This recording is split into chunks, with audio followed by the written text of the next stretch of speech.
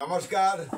তো আজকে আমি আমাদের সেই যে সঙ্গীত বিদ্যালয়ে আমাদের ওই যে বাচ্চাগুলার যেটা আপনারা ওই যে সবসময় দেখাইতে থামো সেই দুটো আজকে আইছি।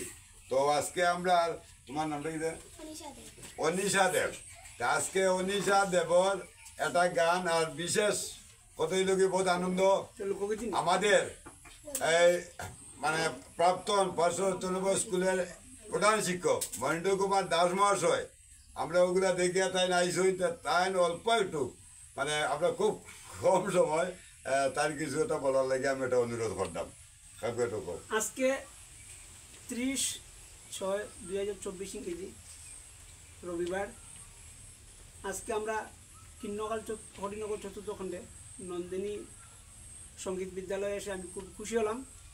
আমাদের রতিসঞ্জন চক্রবর্তী ডাকনাম কাজল ঠাকুর, উনার যে হোয়াটসঅ্যাপ ফেসবুকে আমরা বারবার দেখি, লাইক শেয়ার কমেন্ট করার পর আমার খুব ভালো লেগেছে। উনি বারবার আমাদেরকে নিমন্ত্রণ দেন, কিন্তু নিমন্ত্রণ করার পরে আজকে আমরা আমন্ত্রণ পেয়েছি উনার।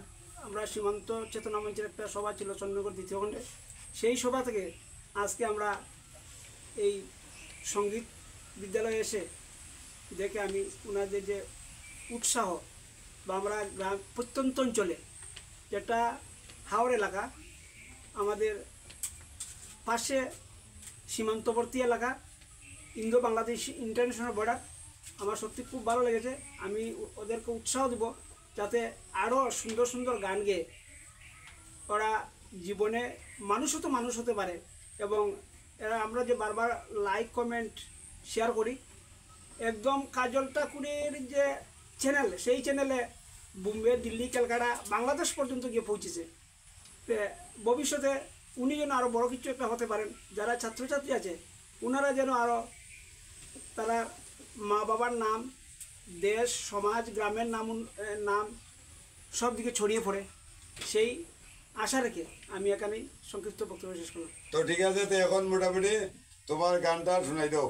আমরা স্যার আইসই, তোমরা এটা দেখিয়া দিয়ে তোমার গানটা আজকে শোনাই দাও। আমরা স্যার দে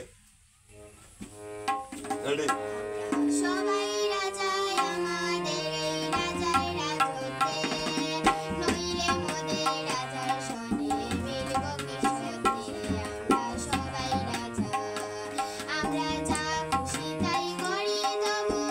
খুশি